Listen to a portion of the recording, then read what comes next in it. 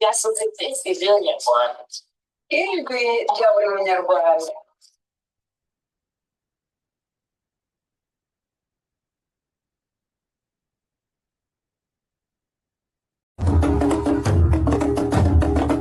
Nusiba kumva radiyo Urumuri uzabeshywa byinshi.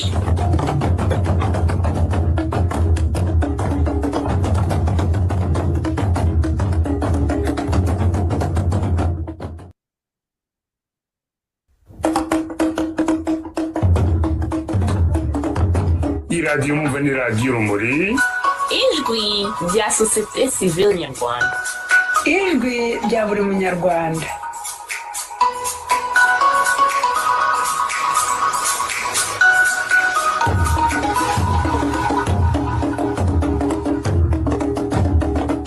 Nusiba kumva radiyo Urumuri uzabeshywa byinshi.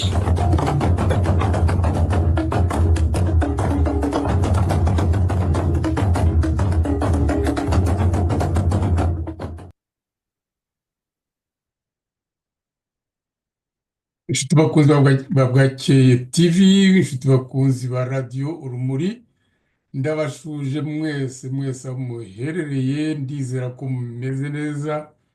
Kuri uyu wa gatandatu tariki ya 20 Nzeri 2025, muri kumwe nanjye Emmanuel Senga, ndi hano muri studio zombi, ndi Buruseli nkaba no muri North Carolina. Bamwe birabatangaza ariko niko bimeze, nicyo cyitwa tekinoloji nyine. Ubu ndavugira hombi, nicaye mu biro bya studio i Buruseli na biro ya Bwakeye TV. Bien sûr, ku bakunzi ba Bwakeye TV nari nabohereje akanote, nari nabohereje note mbabwira ko ntabwo muza gukurikira live iki kiganiro, ariko ntimugire ikibazo. Byaterwa n'ibibazo tekinike, kuva kuri computer ijya ku yindi, nta muntu usigaye arimo kubavugisha. naje gusanga ko ari ibintu bivunanye. Ndaza kuri Bwakeye TV turaza gukurikira iki kiganiro nyuma, ariko gahoro gahoro turagenda tubona ko bigenda bishoboka. Murabibona ko cya kibazo cyo twagomba gutegereza, agomba kuba ndi kumwe na mugenzi wanjye wo mu Bubiligi, ubu cyo twagikemuye, nta kibazo gihari rwose. Byahise byinjira muri computer, duhita dukora live, nta kwirirwa mubaza ngo arebe ko kuri telefone hari ikintu cyajeho. Ni ibintu bijyana n'igihe, ni ukuvuga ko n'iki kibazo cya live ku yindi channel kizagenda gikunda.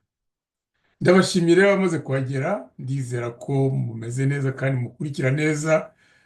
Niyo mudakurikira mwambwira, reka mbanze negerageze numve ko twumvikana. Okay, ndumva twumvikana. Donc ntabwo mfite ikibazo cyo kuvuga ngo ntabwo munyumva, muranyumva neza. Nkaba rero nifuje kuba ndi kumwe namwe igihe tubiza gufata hagati y'isaha n'igice n'amasaha 2 birashoboka. Turatuganira. Mu byo nateguye ingingo navuga 2 cyangwa 3. Imwe ni ingingo zo kureba igihugu cyacu, hanyuma iya kabiri iraza kureba igihugu cya Kongo, ubu ni ukuvuga n'akarere, hanyuma iya gatatu turaza gukingura cyane tugere ku mugabane wa Afurika, twibaze uko muri kino gihe ibihugu bya Afurika bigomba kwitwara imbere y'ibihugu byamatse ibihugu, aho bimaze kuboneka ko ibintu birarambiranye. Biriya bihugu birasuzugura Afurika, biriya bihugu birayinyunyuza, biriya bihugu mu by'ukuri hatagira abantu bivumbagatanya, byafashe, navuga ko byatoraguye umushi, biratunyunyuza bitwicaye hejuru. Mu kanya nahoze nkurikira discours, ntabwo nayikurikiye yose, ndashaka kuza kuyikurikira. Discours ya Ibrahim Traoré yavuze mu nama rusange ya Loni ejo buri ku itariki ya 17. nayumvaga ku yindi televiziyo abantu bayikomantaga, ariko ndashaka kuyiyumvira noneho kugira ngo mwumve n'ijwi rye, hanyuma ndebe niba uyu mukomantateri ibyo yavuze bijyana koko n'ibyo Traoré yavuze.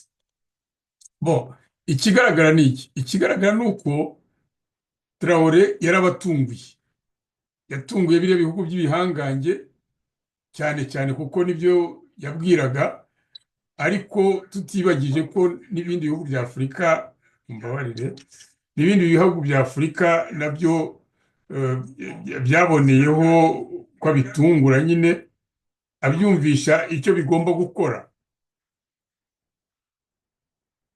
abyumvisha icyo bigomba gukora. Muri ibi yavuze, yahereye ku gihugu cye n'ubukoloni cyari cyashyizwemo n'Ubufaransa, yerekana ukuntu Ubufaransa bwagiye bwiba igihugu cye kuva mu gihe cy'ubukoloni kugeza n'uyu munsi wa 2025. Ni ibintu byinshi yashyize hanze bishingiye ku mibare y'abekonomisite no ku bantu b'abanyamategeko. Muri ibyo rero ibyo umuntu yavuga ati Ubufaransa bugomba kutwishyura, Ubufaransa bugomba kutwishyura amafaranga bwadutwaye angana na miliyari 847 bwatwaye igihugu cyanjye.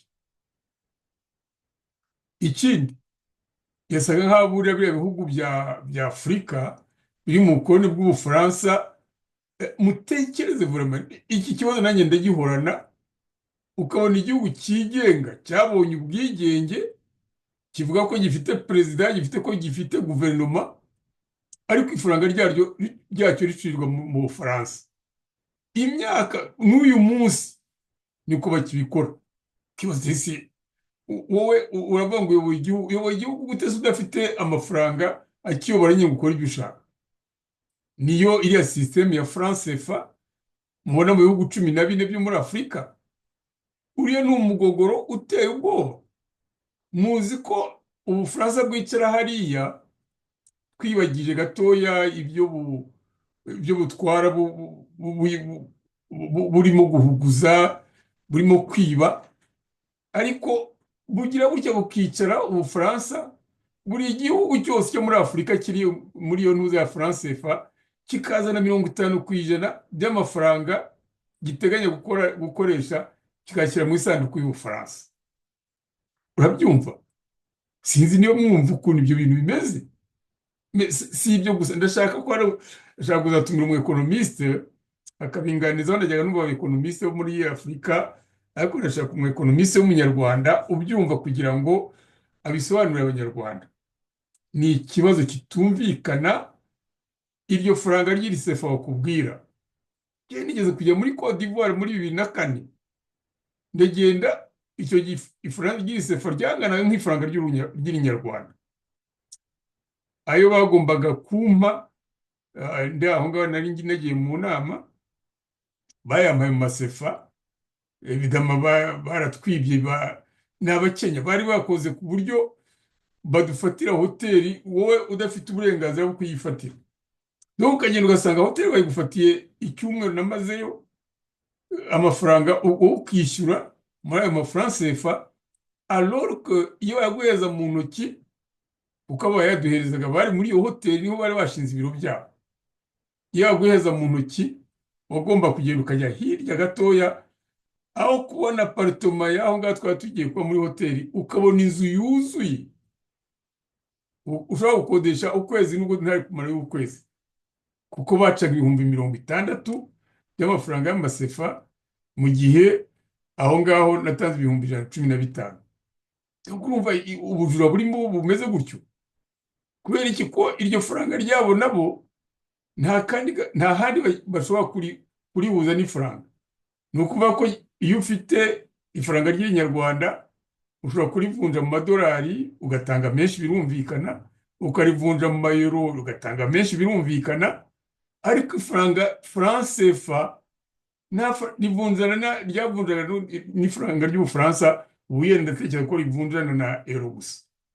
Nta rindi faranga bigiraho bikora. Ni ukuvuga ko abaturage babafungiranye mu kintu cyo navuga babahejeje mu nguni ibabwira ngo nimukoreshe ifaranga nta handi mwijyagamburira. Ibihugu bimazemo imyaka n'imyaka kuva byabona independence, abaperezida baragenda bamwe bagapfa abandi bakajya mu zabukuru, nta muntu uzamura icyo kibazo. Bimazemo imyaka n'imyaka.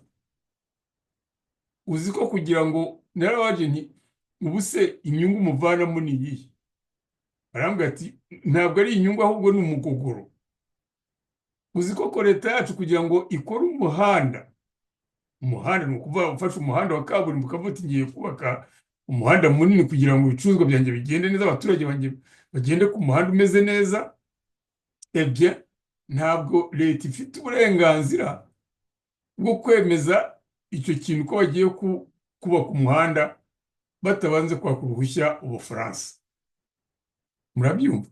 Kwaka uruhushya Ubufaransa ngo bujye mu bintu by'imibare burebe bizatwara ibi ngibi, ndetse amemuta bababwira bati ni amakompanyi yacu y'Abafaransa azakuhakora, kubera ko ntibinyagambura mu gihe bari gushaka amakompanyi yenda ahendutse nk'ay'Abashinwa n'ibiki, bagakomburira gufata amakompanyi y'Amafaransa.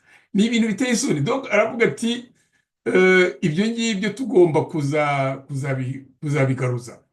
Ati kuva muri icyo gihe twabona independence kugera uyu munsi, zahabu yacu yatanze umusaruro wa miliyari 285.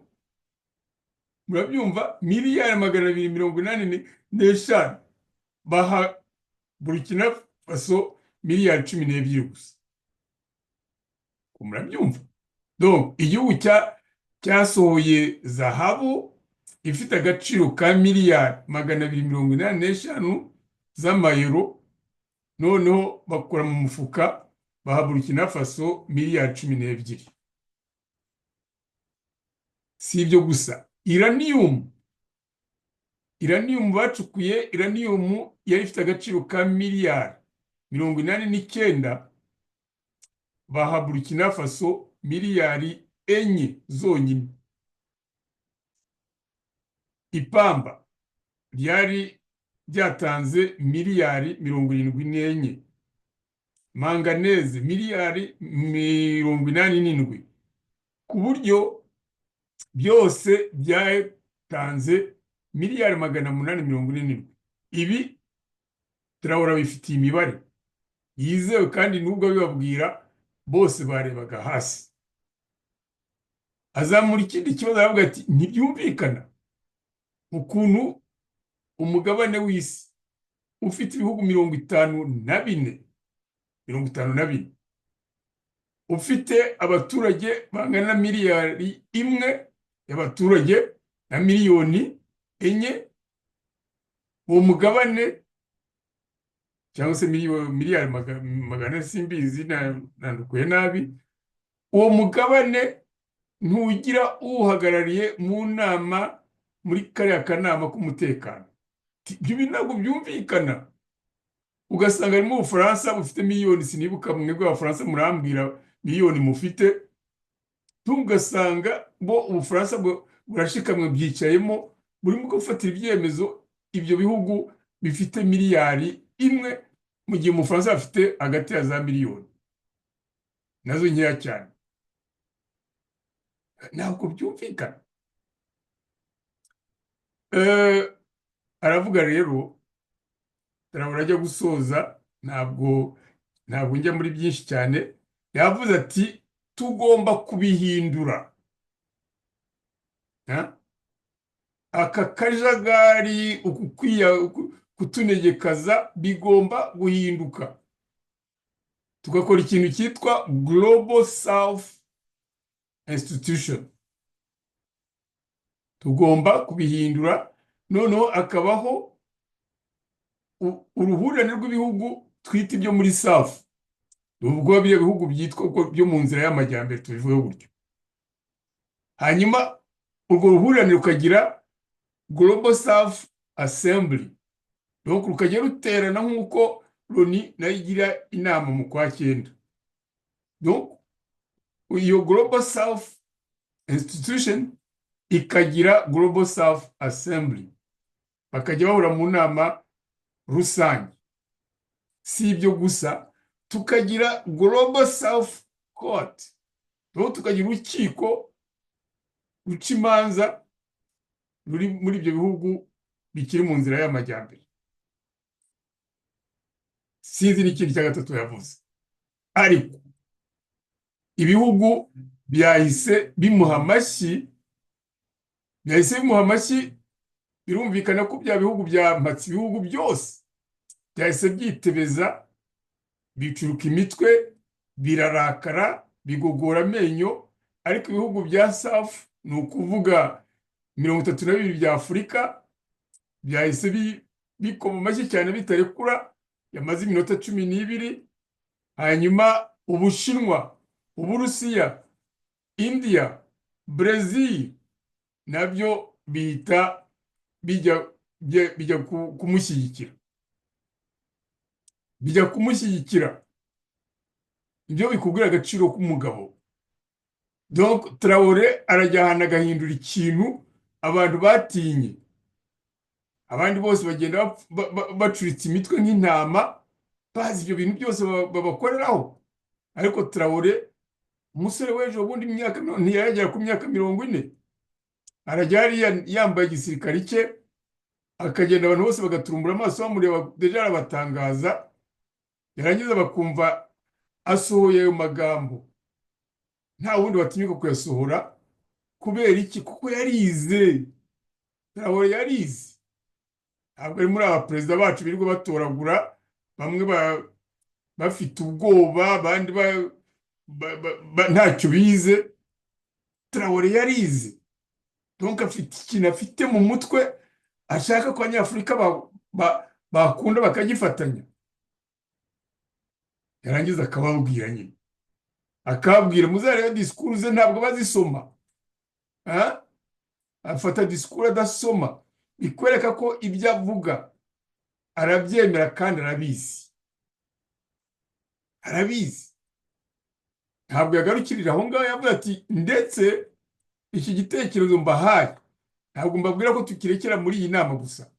Ati ndabatumiye Ouagadougou ku itariki ya 15 z'ukwezi kwa 12, muzaze dutangire icyo twise Global South. Ibihugu byinshi byahise byemera ko bizahurira Ouagadougou n'ibindi, buriya ubwo byanze guhita bibivuga, ariko hari byinshi bizamukurikira. Nguyu mu perezida Afurika ikeneye. Abavuga ngo ni umusirikari, ngo agira gute? No, uzarebe ukuntu yegera abaturage be, none ukabumubona no ku rwego mpuzamahanga. Aragenda akajya hariya akavuga, abantu bagatigita, bavuga uti yenda bazamwica. Ntabwo ari bo mana ye, bazabigerageza bipfube, Yesu bazabishaka, kubera ko arimo kubavana amata mu kanwa, ariko bazabigerageza bipfube, Imana imurinda. Sinavuga ko nari no kuza kubigarukaho, ariko byari ngombwa ko ntangira aha ngaha kugira ngo mwumve icyo Afurika ikeneye. Ntabwo Afurika ikeneye gusa, igikeneye no muri buri gihugu. Hari ibintu bikorwa mu bihugu byacu ubona ari ibyo gusingiza abamasi ibihugu gusa, nta hantu bihure n'umuturage. Nibwo ngiye kwinjira muri iki urukozasoni rw'i Kigali, ngo ni isiganwa ry'amagare. Isiganwa ry'amagare rimariye iki umunyarwanda? Riramuzanira iki? Ese u Rwanda ruri ku rwego, kuko ririya rushanwa mugomba kumva ko ari irushanwa mpuzamahanga. Donc ibihugu birikora, biryakira, ni ibihugu byifite, kubera ko 80% ibikorwamo agomba gutangwa n'icyo gihugu cyaryakiriye. Gusa ibihugu bikomeye, kubera ko biba bitinywa, biba byarakoze ibintu byo byiyogeza, byarakoze publicité, ibyo bihugu bivanamo izindi nyungu, bivanamo ko igihugu kigaragara, hakaza televiziyo zikacyerekana, bivanamo ko haba haje abantu benshi bagakonsoma, bakajya mu mahoteli, bakagira gute. Ariko si u Rwanda niko bimeze. Reka turebe ikinyamakuru cyabo uko cyabyanditseho. Nagishatse ngira ngo ndebe ibihugu byagiyemo. Kubera iki?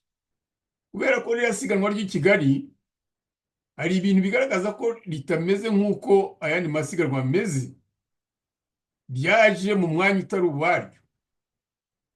Kagame yararinegosiye, yego nibyo, araribona, ariko yibagiza ko hari abantu batifuza kuba bagira uruhande rwe. Ngira ngo ejo Musabyimana yashyizeho akaganiro gatoya kavugaga biriya, avuga ati igihugu cy'Ubuholandi cyabwiye wari ugiye kujyayo, yamubwira ngo ntuzifotozanye na Kagame.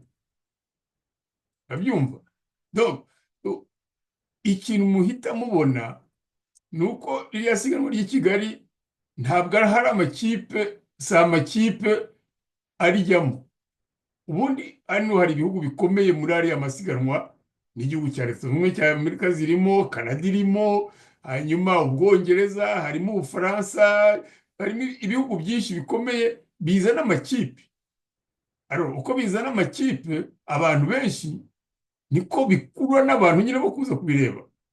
Niho usanga umujyi ryabereyemo nka biriya Tour de France, usanga amahoteli bayafashe yose yashize, kubera ko hari abantu benshi bari gukurikira, bari gufana abanyamagare babo. Ese iki Kigali niko bimeze? Reka tubanze dusome ku gihe icyo bavuze. Nashaka kureba umubare w'ibihugu bizajyamo, ndabiheba. Maze kubiheba, noneho ndeba iki Kigali babivugaho, njya mu kinyamakuru cyabo Igihe, nyine nicyo riri cya leta.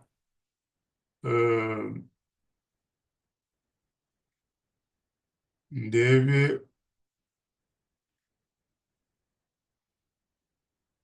ibyo babyanditseho.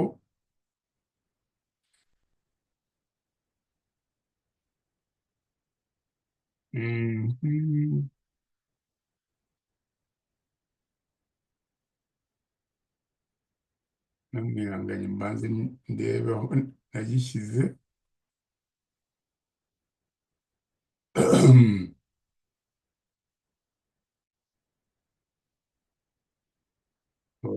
Nagishyize kure cyane ariko ndakibona.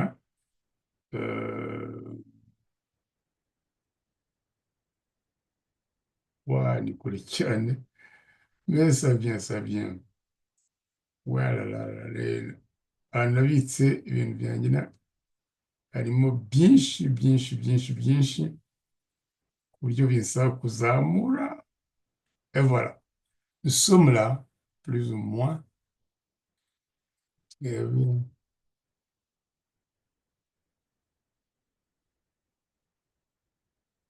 Ok.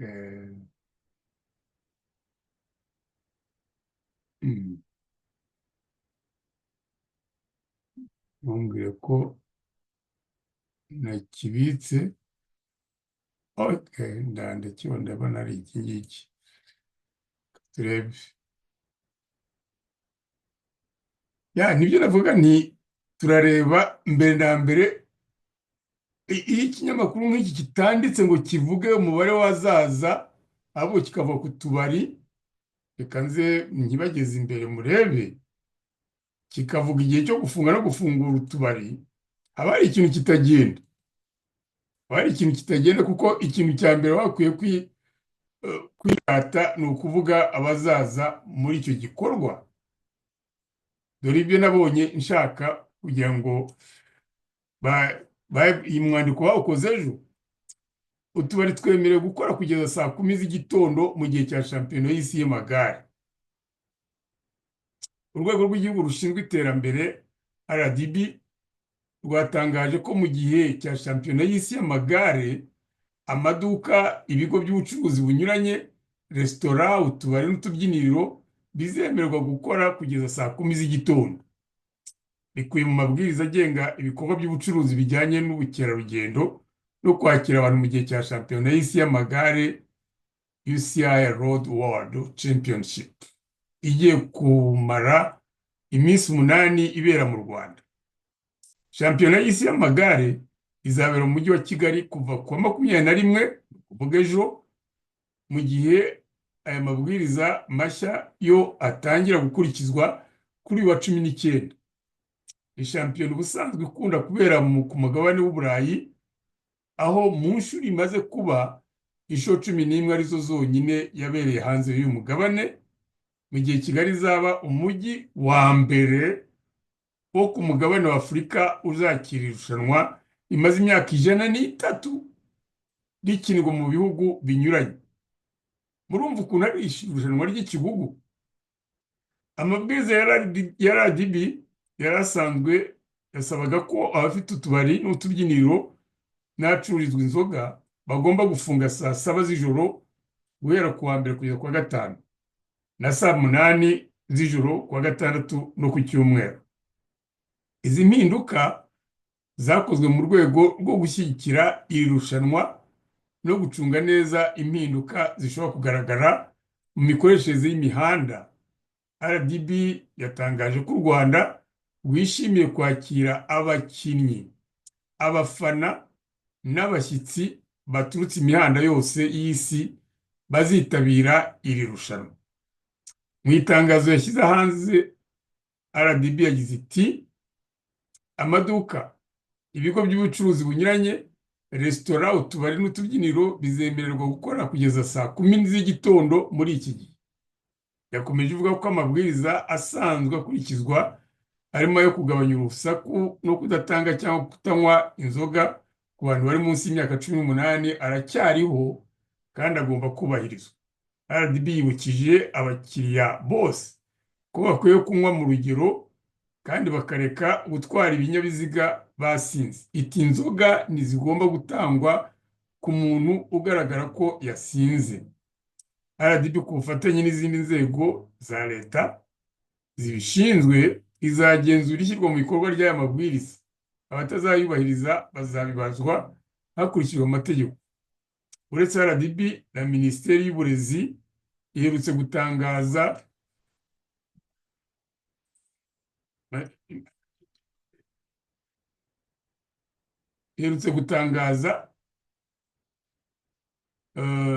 mumbabarire arakantu kare kajemo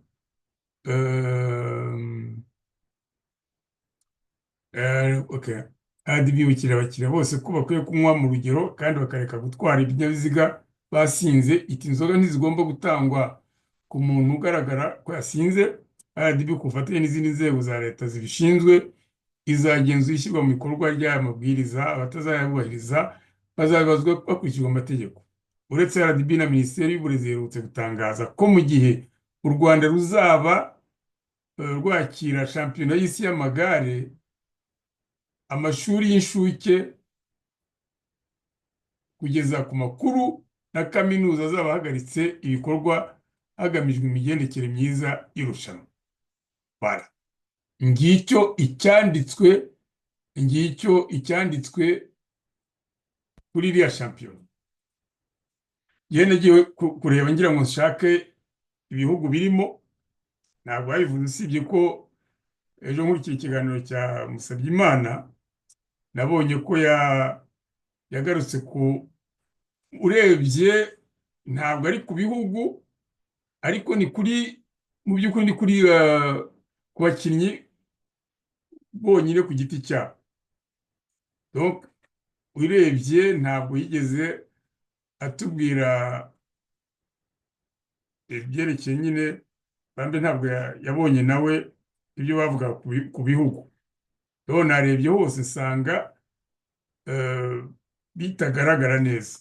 Alors icyo twavuga ni iki? Icyo twavuga ni icyo natangiye mbabwira nti iri rushanwa ubundi birazwi ko iyo uriteguye, igihugu bahaye kuritegura kiba kizatanga 80% ku bizakenerwa, kirabyishyura ariko nacyo kikazabonamo inyungu. Alors mu Rwanda ko nabonye hari abakinnyi bavuze ko bazaza umwe. Muzi neza ko iyo umukinnyi ari umwe ntabwo ari ikipe y'igihugu iba igiye. Icyo gihe rero n'abafana bajya gushyigikira baragabanuka. Donc, abafana bagiye gushyigikira igikorwa cya siporo bisanzura cyangwa bishimira kujya kugishyigikira iyo ari ikipe yakinnye, kubera ko iyo ikipe ikinnye igatsinda bihesha igihugu ishema. Ariko iyo ari umuntu ku giti cye yatsinda yatsindwa, nubwo yenda hari akantu k'ishema ku gihugu, ariko ni ishema rye bwite. Donc icyo gihe abafana baragabanuka. Bikaba bivuga ikirego, bikaba bivuga ko ku byerekeye imibare yaba bagomba kuza kuba mu mahoteli y'i Kigali, birumvikana ko bizagabanuka. Ntabwo umuntu umwe uzaturuka muri hariya mu Buholandi azabona abantu 100 baje kumureba, reka da, ntabwo bishoboka. Donc ararigwa ashobora kubona nka 5 10 bakabije. Abo rero tekereza amashambura 10, nta kintu bivuze. N'abandi kubera iki ibihugu bititabiriye aya marushanwa, iri siganwa? Nabyo mwabyibwira. En fait u Rwanda bya bindi byabo batazi gutekereza, bagakora ibintu batabanje gutekereza, bakavuga ngo ibyo bakora ngo by'ubugome no kwihambira ku bihugu no gutera amahane no kubuza epfo na ruguru abantu ngo biratuma babareba ngo nk'abantu b'ibitangaza. Siko bimeze. Ahubwo barabakaraza kuko byerekana ko nta burere bafite. Byerekana ko iri igihugu kidafite uburere, igihugu kidafite ubuyobozi. Ibi rero nibyo byaje muri iri siganwa. Baravuze bati nta kipe y'igihugu cyacu izajya kwifatanya n'umuntu wateye igihugu baturanye urimo kwamaganwa ku isi yose. Nimushaka ahandi ni icyo ngicyo. Donc amakipe yarabihagaritse. Ejo hari umuntu nandikiye mu Rwanda arambwira ati nanjye sinari nabimenya, mu gitondo amaze kumbwira ati yenda ubwo ejo ariho bizatangira bazatubwira abakinnyi. Nabo baracyatekereza kugeza ku munota wa nyuma batavuga abakinnyi. Ariko iyo hari abakinnyi b'amakipe baba batangiye kuvuga bati haje igihugu iki n'iki, do bakerekana ko batewe ishema nuko bakiriye ikipe yo muri Amerika, ikipe yo mu Faransa. Bon, siko bimeze. Ni ukuvuga ko bahisha iki? Barahisha isoni. Barahisha isoni. Kabone niyo hazaza abo ngabo bo ku giti cyabo, umukino uzaba, ariko uzasanga udafite agaciro n'ibyo bari bategereje kuzinjiza, ntabwo bizinjira. Biterwa n'ikirego, biterwa no kutamenya kwitwara mu bintu, biterwa no kutamenya kwitwara mu bintu. Kuvuga uti igihugu ndagiha umurongo umeze gutya, noneho uyu murongo uzajya utubera itara, abantu bose babone ko turi igihugu kikiri imbere. Ntabwo kuvuga ngo bubatse za etaje zingahe ushobora kubara hari i Kigali ngo biye nta muntu ubibona. Babibona iyo bahageze, ariko igihugu ko kizwi nk'uko Burkina Faso irimo kugenda igaragara ku isi yose.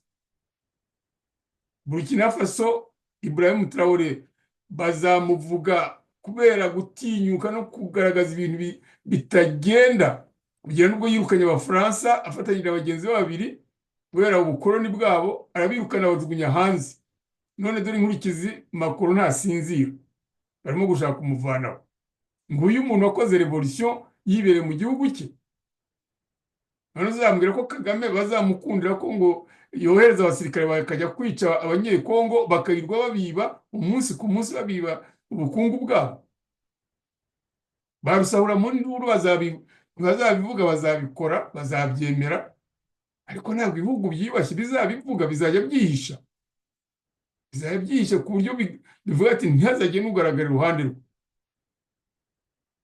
Ubu baravuga kereka niba hari uwambwira ko byahindutse, bavuga ko Kagame atazajya gusoma disikuru yo muri Loni.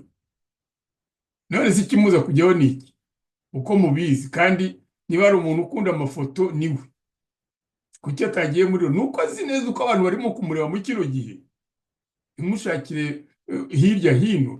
Nuko azi ko abategetsi bamwumva. Diplomasi ya Kongo yagiye kure ku buryo n'abatari bamuzi, bose bari bamuzi bazi ko ari umudiktateri, ariko noneho babishyize hagaragara, babifuza n'amashusho y'abantu bapfira muri Kongo, bigatera abantu kuribwa mu nda. Nibyo rero bigaragara no muri iri rushanwa, nta cyahinduka, niko bimeze. Tugaruke rero mu irushanwa ubwaryo, umva ibyo bafashe nk'ibyemezo. Tekereza ngo guhagarika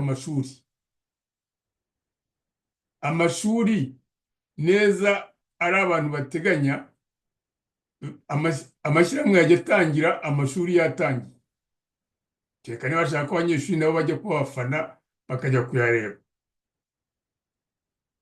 Amashuri ashobora gutangira, isiganwa rigatangira ari uko abanyeshuri bamaze kwinjira mu ishuri. Niyo batangira saa 2, ashobora gutangira irushanwa saa 3. Nta hantu byagomba guhagarika amashuri. Surtout que ni iminsi myinshi icyumweru abanyeshuri batiga, usibye ko evidama nibo bagenga ibyo abanyeshuri bagomba kwiga, kubera ko nabo bibabaza. Ni hahandi usanga abantu bararangije batarigeze bakonoza porogaramu, batarigeze barangiza porogaramu. Numvise ngo buhagiye ibiti ngo ibiti ngo babimenyeho amazi, ngo birirwa babikunyura n'ibyangwe, kugira ngo umujyi nyine ngo ukunde use neza. Ese byagomba gukorwa kino gihe? Ibintu nk'ibyo ibihugu bikomeye biteganya igikorwa, bakakiga amezi angahe imbere y'uko kiba. None abo ngabo barimo kugira kurushanwa gushyira koza ibiti no gutera irangi ngo amazu ari ku muhanda.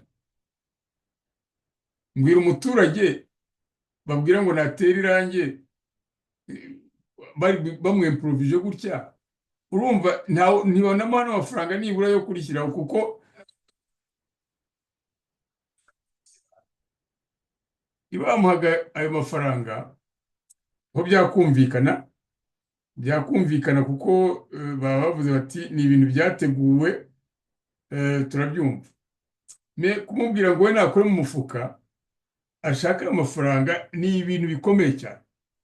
Ni ibintu wempoza umuturage mu by'ukuri mutabigiyeho inama. Ni ibintu bibabaje.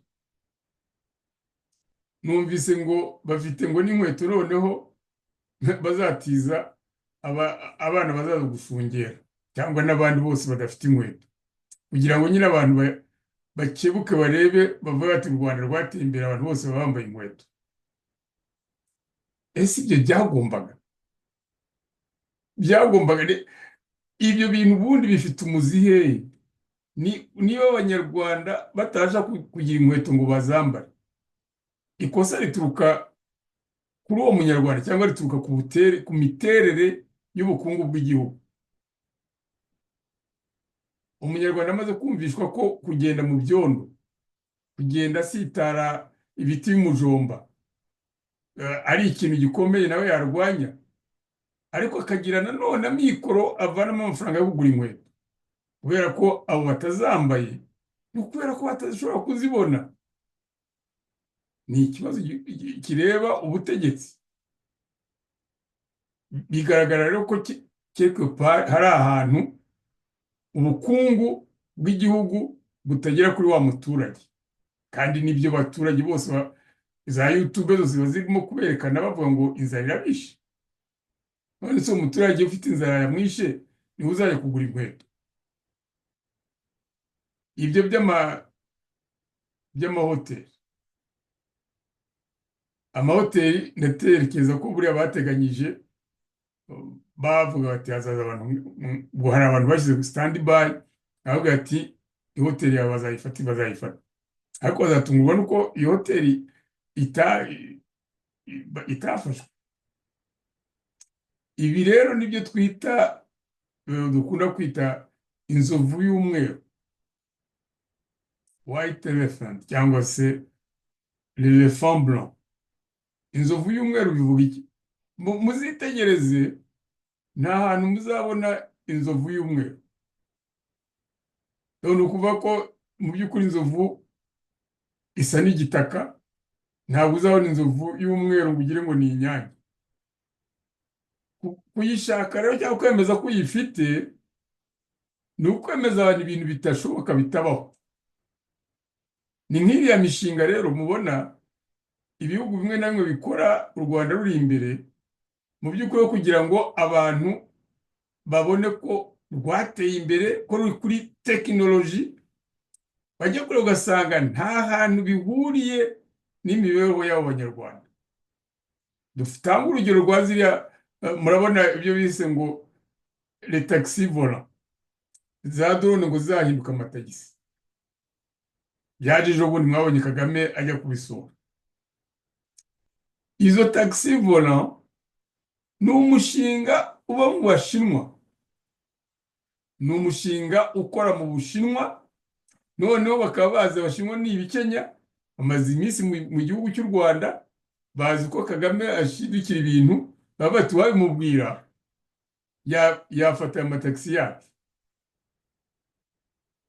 Alors, icyo bivuga ni iki? Biravuga ko n'uyafata, ugafata biriyenda utangira, akagenda agakunda akagenda, bizagusaba gufatana n'ayandi. Uzaba yunguka ninde? Uzaba yunguka ni wa wundi yakugurishaho, ntabwo ari wo. We ntibishoboka, kuko ayo matagisi volant azagirwamo n'abantu bangahe? Wabonye ko hajyamo abantu babiri gusa. None se abakerarugendo baza mu Rwanda ni babiri, ubwabyo rentabilité yabyo ntayo. Ariko par contre, uko bizajya bigenda bimara igihe, ayo matagisi volant, ziriya za drone, zizakenera les pièces de rechange, zizakenera ibyuma bisimbura ibindi. Ugomba kujya kubigura mu Bushinwa, cyangwa se waba utabiguze projet yawe igahagarara. Bakucometse mu nzira y'igihogere utazi, bo ibinjiriza, wowe uyihomberamo buri gihe. Bakizerekana abantu benshi batangara ngo bateye imbere, mu mikoreshereze yazo niho hazavuka ibibazo. Icyo rero ni umushinga w'inzovu nyamweru, ni umushinga w'inzovu nyamweru, ntaho uhuriye n'umuturage. Ntugira kugira indwara yo kubyegeranya n'ibyo uyu mwana Traoré yakora iwabo. Usibye yenda abantu bavuga bati hari ibintu tubona hano, sinari namenya niba bizansaba ko nzajya kubigenzura, ariko sinari namenya niba atari bino bya intelligence artificielle cyangwa se artificial intelligence ari ibikora. Hari ibintu byinshi barimo kwerekana kuri Traoré. Nkeneye kuzamenya niba nzabona umuburukinabe nzabaza kugira ngo anyereke ko ari byo cyangwa se atari byo, ariko hari ibirimo bya nyabyo, ariko hariho n'ibindi ubona ko birihuta cyane. Muribuka bya biraro byubatse n'amapine naberetse, nyuma mbere yaho bari bakoze ambulance zikozwe mu biti, ambulance zijyana abarwayi kwa muganga zikozwe mu biti. Hanyuma baje gukora n'imihanda yubatse ku buryo bwa plastique, zino plastique barekipera, harimo n'amacupa y'amazi yanga yatoragura. Ari urundi uruganda rutunganya inyanya rwo bararutashye, twararubonye, byo rwose ni ibintu bigaragara cyane. Hanyuma ubu ari mu bintu by'ubworozi bwa Autriche, cya kinyoni igicuri ku mutwe iyo kikubonye kigira ngo wowe ntukibone. ari mu bworozi bwazo ku buryo ni nk'uruganda mu by'ukuri. Amagi yazanye n'utuntu dushyushya duturaga ayo magi ku buryo gukora imishwi bigenda byihuta cyane. Noneho wareba inyama iyo babaze kiriya cya Autriche gifite inyama wagira ngo ni nk'inka babaze. Uzi ko kandi ko cyubatse nk'inkoko nta magufa kigira, ibyinshi byose ni inyama. Ubu rero batangiye kugenda bazi export. Amavuta avuye muri ibyo barimo kuzibaga bayakozemo ibintu by'uburashi bimeze nka parufe. Afite imishinga myinshi, ariko nk'iyo tuzi neza ngo igaragara ni hariya mwigeze kumva mbabwira igihe ipamba bajyaga bari batwara Abafaransa, ubu nta na rimwe babona, nta pamba na duke babona muri Burkina Faso, kubera ko yashyizeho inganda. Ubu ngubu imyenda yose ikorwa mu ipamba rya Burkina Faso. Ngibyo rero, ngiyo mishinga. Urumva ko ahantu bahinga ipamba ni imirima migari itanga akazi, abaturage bajya guhinga, bajya gusarura. Ibyo byose ni akazi. Uvuga ko umuturage yirwa afite akazi kazamuhemba ibintu bimaze kwera, cyangwa se bamuhemba buri kwezi, kubera ko ntabwo azategereza igihe byerera. Iyo ni imishinga ifitanye isano, ifitanye n'aho ihurira n'abaturage n'ubuzima bwabo. Mbwira rero ukuntu watekereza iyo mishinga. Mu mutwe wawe harimo gutekereza amasiganwa y'amagare, mu mutwe wawe harimo gushyiraho za drone ngo zizajya zitwara abantu babiri, utari wagira n'ikibazo. Hari ikibazo hariya mu Rwanda gikomeye abantu batazi. Hari ibibazo bibiri, navuga bibiri bikomeye. Ikibazo cya mbere, kwihaza ku mashanyarazi. U Rwanda ni igihugu kidafite amashanyarazi ahagije, ku buryo hari abantu bajyaga bajya gushingaho inganda, bahagera bakabwira ati muri bya bindi bya delestage byo kugabanya umuriro, bakabwira ati ibi ni ibintu bimeze gute?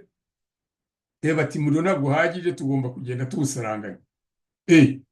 None se nzashyira gute uruganda rwanjye nkeka ko nshaka ko rukora amasaha 24? Ni jyewe muzaho umuriro jyenyine se? Batuye nawe nidusaranganya ntawe uzabona. Ubu urumva ko umushoramari ufite mu mutwe kuza gushinga uruganda rukora amasaha 24 biba birangiye, arigendera. Nibyo biri hariya muri kiriya gihugu.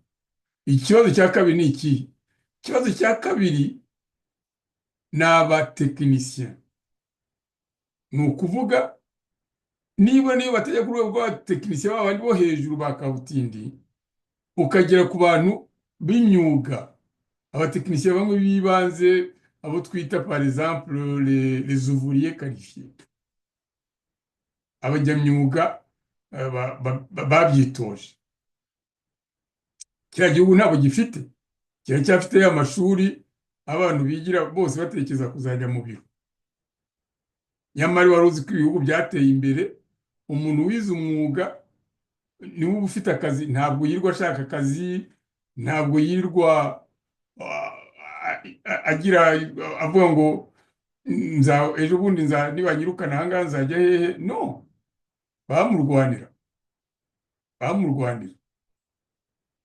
b'abenjeniyeri sivile bubaka. Abenjeniyeri sivile ni abantu atirirwa ajya kuri marishe ngo ajye kwimarketinga. No, baba bamuzi. CV yanditse imwe irahagije. Ejo bundi Professor Lumumba wo muri Kenya yahoze avuga ati biratangaje. Ati biratangaje kubona abaperezida bacu birirwa bahururira ibyo mu Burayi. Yatanze urugero nanjye nkunda gutanga rwo kubona abaperezida ba Afurika babahoza mu nzira batumiza mu Buraya, batumiza muri Amerika, babatumiza mu Bushinwa, babatumiza mu Burusiya ngo bagiye mu nama. kwifura abaperezida 54 bakabashorera bakajya kwa Putin, akirwa nta kintu bavanayo bien sûr. Bavanayo si bo baragenda bagiye nk'abanyeshuri bagiye kwiga, bakirwa bavuga Uburusiya bubereka ibyo rwakoze, ariko baba bafite ikintu inyuma. Abo bose batumiza ni ukugira ngo batabacika, kubera ko barwanira ubukungu bwo muri Afurika.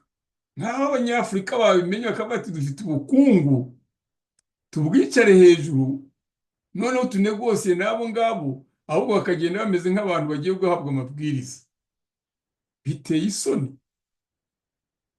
Lumumba aribaza ati kubera iki abo banyafurika b'ibihugu 54 batari bahamagara nibura abo baperezida ngo baze gukorera inama muri Afurika? Nta nemwe bibaho. Si ibyo gusa, kuki ibyo bihugu byamatse ibihugu bihora bitumiza abaperezida bo muri Afurika bitari byatumiza abaperezida bo muri Amerika Latine, ibihugu byo muri Amerika y'Epfo hari ngo nabo baze babigishe? Kuki batari babikora? Kuki batari batinyuka gutumiza abaperezida b'ibihugu byo muri Aziya, harimo n'ibyari bikennye, ariko byagiye bikira kubera ko byaretse gukurikiza iriya systeme yabatse ibihugu? Nuko za Singapore nuko zazamutse ejo bundi, abantu badasobanukirwa. Za Vietnam zari ibihugu bikennye, ariko ubu ngubu ni ibihugu bikomeye. Kubera iki? Banze kwirwa, kuko iyo ugiye kujya gukurikira bano banyaburayi bakwereka ibintu biri hejuru cyane, ku buryo niyo wakora efforts zingana gute ntuboteze kubafata. Urirukanka ugira ngo urabegera, none ukagera ugata igihaha, kubera ko ntabwo wakwirukanka ngo uzabashyikire, ugahitamo kugura ibyabo. Nuko bimeze niyo system. Donc bakakwereka tekinoloji bakoresha, ugasanga ntuteze kwigeraho kubera politike yawe mbi irirwa iryanisha abana b'igihugu cyawe, ku buryo memo n'aba engineer baforumwe bize mu mashuri akomeye yo mu Burayi no muri za Amerika badatinyuka gutaha iwawe. Barataha hase babona akazi, bazasanga barashyizemo nkundi, barashyizemo ibyara ryanjye, barashyizemo mushiki wawe, ngo kubera ko ari wowe uri perezida no ugomba guha akazi bene wanyu. Wundi uvuye kwiga uzenye bagage yaruhiye, igihugu cyataze amafaranga, agasanga nta mwanya afite, ahita akimina akigendera. Niyo usanga nibyo bita fuite de cerveau. Donc dusanga abantu bagenda aho kugira ngo bajyane ubwenge bahashye hanze, cyangwa se nk'ibi bya Kagame byo kuza abantu ngo nimuzagire mu gihugu cyanjye ngo nagifatishije umuheto, ntabwo yumva ubucucu burimo buriya. Donc igihugu gifatishije umuheto, ariko niba nuko nyine udatekereza abaturage, naho abaturage bo mu Rwanda bagomba kubona ko atabatekereza. Ushaka igihugu kidevelopa wazana abantu bamaze kwiga hanze benshi bafite uburyo bwo gukora no ufungutse amaso kurusha abo ngabo wiriza muri za kisi na hehe. Birirwa boroka bandika kunuza ku mpapuro, azajya mu ruhe Ruganda se ngo akore pratique? Nta na hamwe. Yo bagomba kureka abo ngabo bari kuri niveau, akaza bakinjira mu gihugu bakakirivurisha, ariko ntiyabatinyuka kubera ko aravuga ati niba hazazana bya bitekerezo byo kuvuga ngo demokarasi bamvaneho. Voilà, ni aho ngaho bahera. Donc igihugu cyawe uzajya ukibeshya ko giteza imbere, mu by'ukuri ari ubapfunyikiye amazi. Abaturage ntibabibona, abandi bagombye kubibona banga kubibona kugira ngo utabica, cyangwa barabibona bagatinya kubivuga, mugahora muri ibyo ngibyo mutuna gutyo. Lumumba yaribazaga ati mperutse ku Gikampala, ati mperutse ku Gikampala nsanga imihanda y'Ikampala irimo gukorwa n'Abashinwa. Ufurande kote, imihanda y'Ikampala irakorwa n'Abashinwa. Ibyo bivuga iki? Bivuga ko ibyo byose gukora imihanda ni abantu b'abenjeniyeri sivile baba bazi gukora iyo mihanda. Noneho amafaranga yo kuyikoresha wajya mu mabanki yose bayaguha.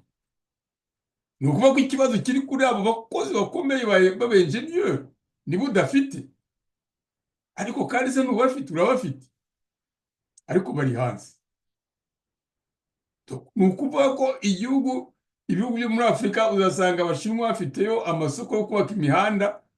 Kiriya ni igisebo giteye ubwoba, aho igihugu kiza kuzana abantu bacyubakira umuhanda bakawupima bakagira gute, ufite abantu bitwa ngo barizi. None se bizi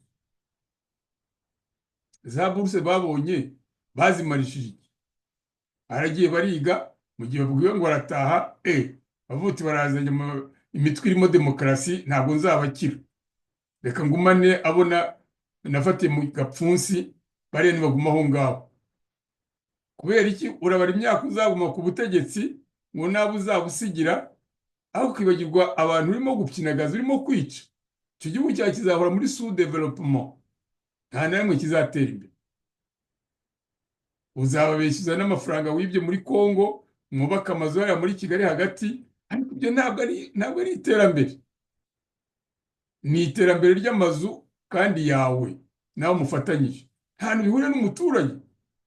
Umuturage uzasanga yambaye ingutiya yamuboreyeho, uzasanga afite umupira ufite ibyasha udashobora kuvuga, kubera ko ibyo byose werekana i Kigali by'amazu maremare n'ibiki, ni amafaranga wiyo muri koruta mu gihugu ya Congo, ntabwo yageze ku muturage. Ubona niba uri wanayiba, usibye ko atari byiza, ukavuga uti dore ibikorwa akora, ahubwo araza akajya kugura izindi ntwaro zo kujya kongera gutera muri Congo.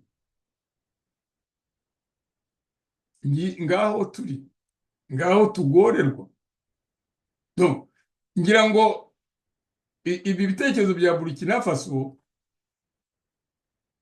Kapiteni Ibrahim Traoré nabona abantu babyumva, gahoro gahoro bishobora no kuzarevolutiona politike ya Afurika, kuko kugira ngo bazagira iki kintu bita Global South Institution, kirashaka ko ibyo bihugu byose bizaba bibyumva kimwe. Ntibabyumva kimwe rero bagombye kuba urugero rwiza. Ibrahim Traoré arimo gusobanura biriya, abisobanura kuko abyumva nyine. Donc warabyumva, ntakeneye umuntu ubimwandikira ngo ajye hariya ngo avuge ngo ese ndabisoma gute. Abivuga yemye kuko arabyumva. Hariho abandi ushobora kugira gutyo ugasanga ntiyumva n'ibyo ari byo, wanabimwandikira kubisoma bikamura. Mwabonye wa wundi wo muri South Sudan bajya kwereka bakavuga, avuga ngo Leta Zunze Ubumwe z'u Rwanda, cyangwa se ngo leta ngo perezida ngo Tshisekedi, perezida wa Leta Zunze Ubumwe za Tanzania. Vous rendez compte? Umuperezida nk'uvuga gutyo, uwo nguwo niwe uzajyana mu bihugu akajya gutekereza? Ntabwo bishoboka, ntabwo bishoboka. Igihe kirageze bariya bakavaho. Bagiyeho bari inyeshyamba zaziri zigenda zirata imbunda, ariko igihe cyari kigeze bakaha abandi umwanya, abantu bayobora igihugu bakava muri abo nyeshyamba. Buriya bunyeshyamba nibwo dutera ibindi bibazo. Reba uko u Rwanda barimo kurwetiketa, baruha etikete yuko ari igihugu kitashobora kuba gutuma amahoro aza. Ni ibintu bigaragara. Donc igihugu gifite etikete ko ari igihugu cy'iterabwoba.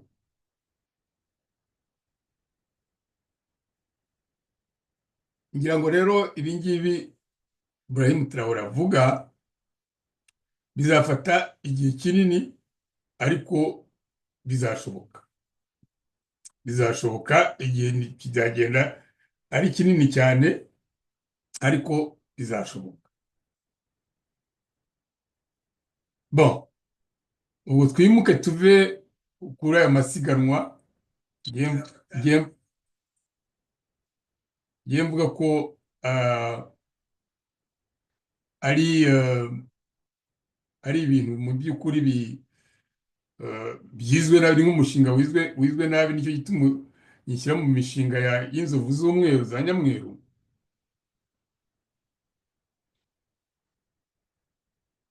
Reka tugaruke noneho kuri hakurya muri Kongo. Muri Kongo ndashaka kuhavuga ikintu cyabaye ejo, ngira ngo mwakurikiye ejo muri kariya gace ka Zabibwe mu majyaruguru ya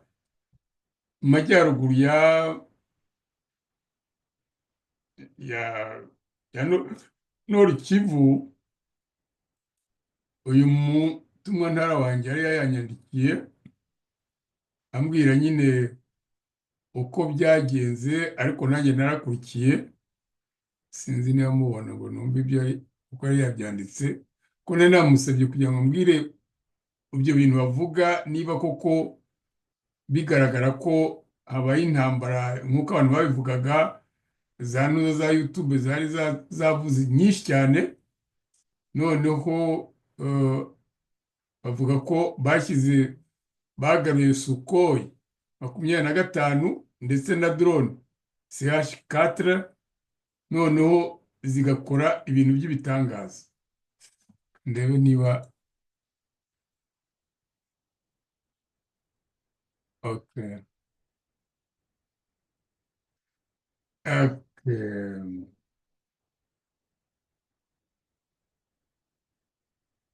Yari yanyandikiye ati, ni mu Gifaransa, avuga ngo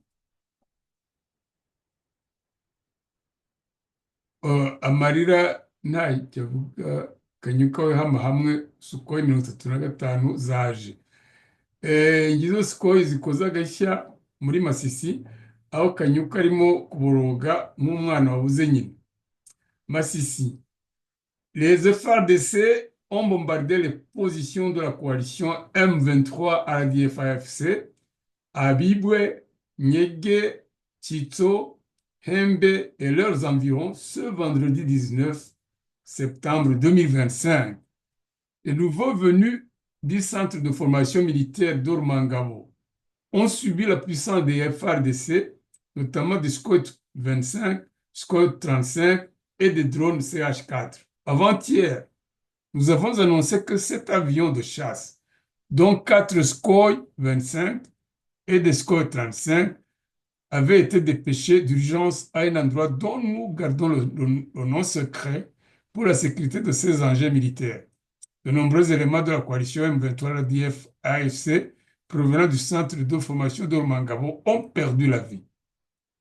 Bon, biravuga ko ati mu FARDC zarashe ibirindiro bya M23 RDF AFC Ibibwe, Inyege, Tito na Hembe kuri wa 19 Nzeri 2025. Ati abantu bari baturutse, abasirikare bashyashya bari bavuye mu kigo cya Rumangabo, ati bahuye n'uruva gusenya rwa FARDC, ati baraswa n'indege za Sukhoi 25 na Sukhoi 35 na za drone CH4. Ati umunsi wabanzirizaga w'ejo, ubwo nyine bwari kuri 18, ati twavuze ko indege indwi z'intambara zirimo enye zo mu bwoko bwa Sukhoi 25 n'eshatu zo mu bwoko bwa Sukhoi 35 zari zoherejwe ku buryo bwihutirwa ahantu tutigera tuvuga, kugira ngo kubera ubwirinzi bw'izo ndege. Ati rero abasirikari ba M23 RDF na AFC bari bavuye muri centre ya formation Rumangabo bahaburiye ubuzima. Voilà. Ibi nibyo yari yatwandikiye, ariko no kuri za YouTube narakurikiye nsanga babivuzeho cyane, bavuga ko izo Sukhoi, ndetse bavuze ko zishe abayobozi bakuru, harimo abakoloneli 5, abamajoro 4, n'abaturage n'abasirikari babo 58. Igituma nze iki kintu ni ukubera iki? Ni ukubera ko twigeze kubona Sukhoi ziza kurwana, abantu baravuga bati Kongo igiye kurangiza intambara bwa mbere. Noneho hashize igihe u Rwanda ngo rushyiraho ubwirinzi, ndetse barasa no kuri Sukhoi ziragenda zirabura, aribwo bashyiragaho Masunzu ngo azarebe ukuntu yakoresha ubwenge bwe yize arwanya izo ngabo za M23. Bukeye bava Goma bafata umujyi wa Bukavu. Ubu bari barimo bakomeza bajya Uvira, usibye ko yabananiye. Ibyo bintu byose bikaba abantu bibaza bati ariko Perezida Tshisekedi arakora iki? Kugeza ejo bundi bohereza uyu mu generale wabo Gasita yagereye Uvira bakamwamagana. Naje kumenya ko buriya uwo generale Gasita ari mu bantu ngo bishe abantu 1000. Donc ari mu bantu bari muri icyo gihe muri za 90 na kangahe, ubwo bicaga impunzi z'Abanyarwanda, abarirwaho abantu 1000 baba baraguye mu maboko ye. Donc urumva umuntu nk'uwo si uwo kuzana mu ngabo ngo ayobore ingabo bazi ibintu yakoze mbere, ahubwo yagombye kuba ari muri prison yarakatiwe igihano gihagije. Ibyo byose byakomeje kuba, ariko tukibaza tutese Perezida Tshisekedi abitekerezaho iki? Ntabwo twari tuyobewe ko afite ibibazo muri abo basirikari. Abasirikari bakuru nibo bayobora ingabo mu birindiro. Iyo rero bafite mudakora neza, harimo ibyitso bigenda bimutanga. Muribuka iyi ntuza ya tante yabereye Injiri ejo bundi, bo bari bagiye kumuhitana.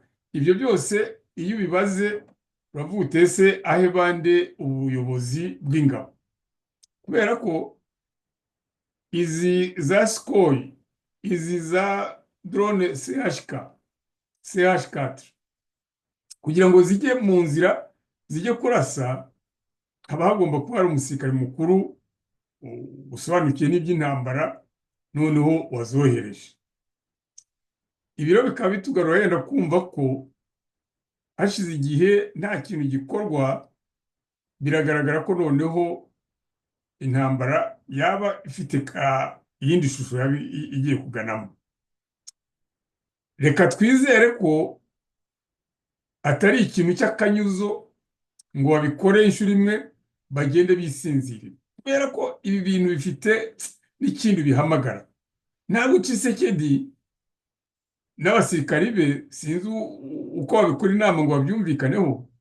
Yari akwiye kuva ku rwego rwa defensive ko kwirirwa buri gihe bitabara ngo batewe baritabara. Wowe ufite igihugu cyawe kimaze gufatwa igice, icyo gice urasa nkaho wakibahariye. Ejo bundi bakubwiye ko ngo Banque de Kigali yagiye gushyirayo succursale kugira ngo batume abanyekongo bazana amafaranga. Urumva ko ni ibintu bigaragaza ko icyo gice gahoro gahoro barasa nkaho bakikwibagiza. Kandi ufite za Sukhoi, iyo mvuga ngo ufite za Sukhoi, mwumvise ko ahangaha bavuze ngo indwi.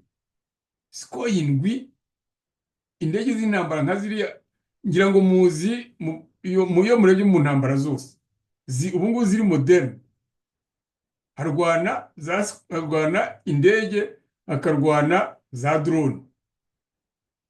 Indege zifite avantage ni iyi: zikubita ibisasu biremereye, hanyuma zigatera panique mu bo mu Rwanda, kubera ko nta kintu bazikoraho. Bo icyo baba bakora ni ugutegereza ko bavuga ati ningira Imana yenda ikibombe ntabwo kingwaho, ariko abandi benshi iruhande rwe biramuhitana. Donc icyo gihe ukoresheje indege uba ufite ikintu cyitwa superiorité de frappe, uba ari wowe uyoboye urugamba. Tukiya tutiyese ko Kongo ifite za Sukhoi, kuki itabikoresha? Abantu bakirirwa bari hariya, kandi ikaba ifite na za drone za surveillance. drone zishobora kwerekana aho abasirikare bakambitse, aho bashyize headquarters zabo, aho barimo gutegurira intambara, aho barimo kunyuza ingemu zaba iz'ibiryo zaba n'iz'intwaro. Ibyo byose kubera za drone ziri hejuru muri kilometero 3 z'ubutumburuke, izo ziba zibireba zitanga renseignement. Tukibaza tuti comment se fait-il que agahugu nk'u Rwanda kirirwa kagusuzugura ufite ibyo bikoresho? Kubera ko niwe ugomba kurangiza iriya ntambara nibura n'akarere kakazamo amahoro. Ufite ibikoresho, kuki utabikoresha? Aho niho hari ikibazo. Abantu bibaza bati ese Tshisekedi afite abasirikari batumvikana ku buryo abaha itegeko bakavuga ati ntabwo tubikora, twebwe tuzi uko dukora intambara. Kubera ko bimeze gutyo, iyi ntambara uzi abanyekongo ukuntu bakunda ruswa, bamaze kumenya barimo gukora gutyo, Kagame na Kabila babaha amafaranga, intambara ejo bundi yabageze i Kinshasa. Ariko Tshisekedi nawe afite ubundi bushobozi bwo kubafata abo ngabo abona ko badakora akazi bagomba gukora, kubafunga bakashyira mu buroko, nta kwambara uruhu rumeze nk'urw'umupadiri n'umupasitoro. Kiriya gihugu gikeneye umuntu ufite ikintu cyitwa dictature muri we, by'umwe muri kino gihe ikeneye umuntu ufite dictature, akavuga ati ntegetse ko kanaka na kanaka na kanaka bafunga, kubera ko barimo kudindiza urugamba rwacu, aho bakabafunga. Turibaze tuti rero, niwo mutwe nahaye ikiganiro cyanjye mvuga nti ese izi drone zigarutse na za Sukhoi biravuga ko intambara ikomeje cyangwa se igiye guhagarara? Kubera ikomeje ni ukuvuga ko nibagwa muri position defensive, aho bagomba kwitabara, izakomeza izungamuzunge gutyo. Kandi nkeka ko ntacyo bimariye abaturage b'abanyekongo. Abaturage b'abanyekongo nabo bifuza ko haba ikintu gikubita kikabavanaho, kikabavanaho bariya bicanyi bari hejuru, birirwa babatwara imyaka, bakabatwara ibiryo, bakabatwara amatungo yabo, bakirirwa babatera kuzerera, birirwa bahunga aho bari batuye. Ibyo nibyo yifuza, nibyo Tshisekedi agomba kubaha. Ese yabuze abayobozi b'urugamba?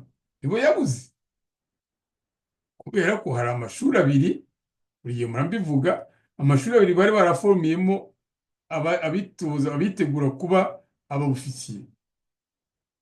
Donc kubera impamvu z'uko ibintu bihagaze, abo bofisiye ni ikibazo cyo kubaha amagarade gusa, ikibazo cyo kubaha amagarade, noneho bakajya ku rugamba bakayobora ingabo, kuko abo ngabo nibura ubu bizeye. Ntabwo bameze nk'uri abandi bavuye muri brassage, igihe za RCD na za CNDP zirirwaga zinjira muri FRDC, bakagira umucanganyiko w'abasirikari.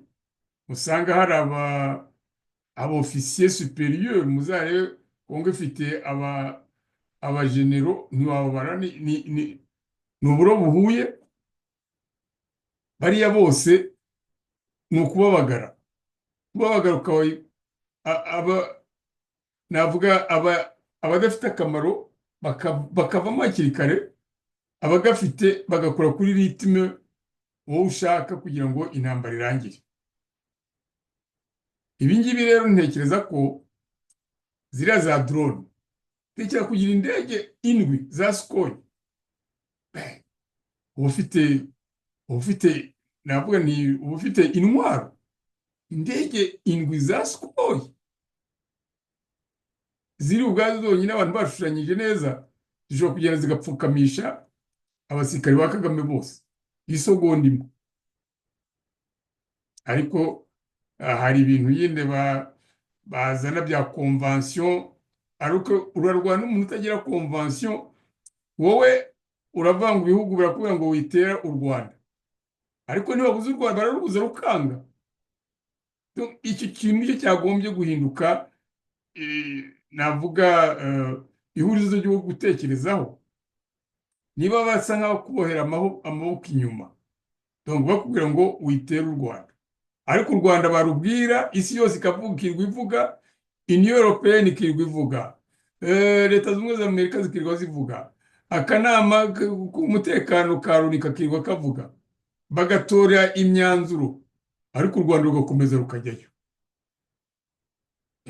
Niba u Rwanda rusuzugura ibyo bihugu, wowe ujya kubyemera gute kandi uzi neza ko ari wowe uhomba? Urahomba abaturage, urahomba ubucukuzi bw'amabuye y'agaciro, urahomba umutekano muri rusange. Nta kintu ubu ngubu muri Kongo nta kintu kijya imbere kubera iriya ntambara. Donc igihugu kitarimo umutekano nta kintu gishobora gukora. Donc muri Kongo ubu ngubu barahangayitse. Sinzi rero igituma bavuga ukirwa uhomba kandi ufite ubushobozi. Cyangwa abantu bagera kuri Tshisekedi bazabimubwire. Kereka ari abantu bigeze kuba batiyande nabo banza yijera kugira ngo azagire gutya yivire ku butegetsi, intambara ikiri aho ngaho. Byari ugutekereza nabi.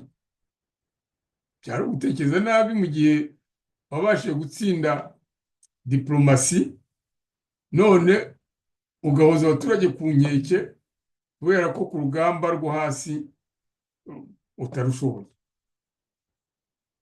Niba ufite indege za Sukhoi, ufite indege za Sukhoi zishobora kurasa mu birindiro ibyo ari byo byose, indege zigenda hejuru, mu gihe niyo bashaka kumanura bamanuye bakamanura imwe, izindi 6 zaba ziri aho ngaho.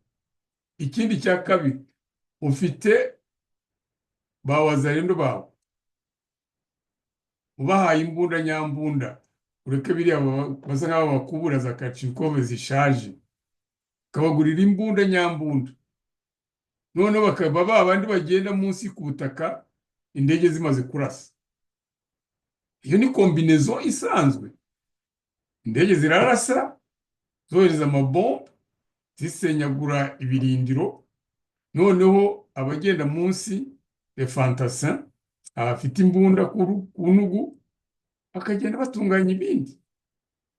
Ibyo bituma dayo haba gutakaza abantu bake cyane. Ni nayo avantage intambara yagiyemo indege, itakaza ku ruhande rw'ufite indege, rwashyize indege ku rugamba, hatakara abasirikare bakeya, kuko igikorwa gikuru gikorwa n'indege. Noneho abandi bagomba kugenda munsi bakora ratissage, barwana n'abo bataye umutwe kuko umuriro uba bari hejuru, biranaborohera. Ahangaha simbizi, sinamenya. Nicyo gituma nibajije ikibazo, ntese kuba Sukhoi zaje na drone hari icyo bigiye gukomeza urugamba cyangwa se bigiye kururangiza, kuko byaba ari ikosa rinini. Ngewe niko ntekereza, byaba ari ikosa rinini kuba wazizanye gutya zigakora umunsi umwe ku itariki ya 19 bigahagarara bigatuza. Erega hari ahantu ngira ngo leta ya Kongo igomba gutekereza. Ntabwo igomba kurwana intambara yo kwirwanaho, igomba kurwana intambara yo gutsinda, igahagarika abantu bose bicaye ku butaka bw'igihugu cyabo. Ibyo nibyo ubona ko Kagame we nibyo acungiraho. Donc aravuga ati dufate ubutaka burimo amabuye y'agaciro, nubwo wenda atariyo akomeye cyane, ariko tubufate tuzaye tugurisha. Ejo bundi arabavuga ko ngo yagiye muri banza ari mu kihe gihugu yagiye gushakayo ngo imbunda, byaba bitanga indication ko zimwe zaba zimushiranye, kandi uzi neza ko hari ibihugu byavuze ko bitazongera kugurisha intwaro u Rwanda kubera biriya bintu byo gutera muri Kongo. Abantu bakaba bavuga ko ari muri Azerbaijan, banza ari Azerbaijan, niyo rero bagiye kuzishaka, bakaba bavuga ko ari ukuzigura ku buryo bw'amagendo. Mhm. Donc, ibyo byonyine nkeka ko ari information intelligence yanyu ifite, kuko intambara ntabwo irwanwa n'abasirikari gusa, irwanwa n'abatanga n'amakuru. Or mu makuru hari uburyo bubiri. Uburyo bwa mbere ni abantu bashinzwe intelligence koko, abantu physique, abantu nyabantu, ariko noneho hariho na intelligence ziri muri za drone zigenda zikusanya amakuru ziyatanga isegonda ku isegonda, kubera ahantu zigenda zifotora ibintu zigenda zibona bidasanzwe. Donc ibyo ngibyo nkeka ko Kongo ifite ibihagije. Niyo itabigira yafatanye n'iki gihugu, bavuga ko bazafatanya gucukura amabuye y'agaciro, babaha kandi n'ubundi barabikora, babaha ibyerekeye ubufasha mu byerekeye kugenda ushaka za information. Ibyo rero nkaba ntekereza ko ari ibintu bigomba kwitabwaho na leta ya Kongo, hanyuma yenda bikazagera aho bigera. Tugaruke gato kuri ibyo kwipakurura nyine bamatse ibihugu. Kwipakurura bamatse ibihugu, ngira ngo urugero rwa Burkina Faso rugomba gukurikizwa, ariko kugira ngo rukurikizwe nkeka ko ari iki kintu nibazaga ukuntu azahuza abanyafurika.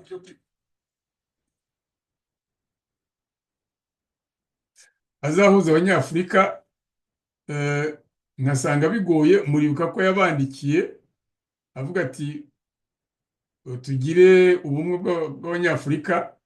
Ibihugu byinshi bya Afurika byaramwangiye, 13 nibyo byamwemereye, harimo n'u Rwanda.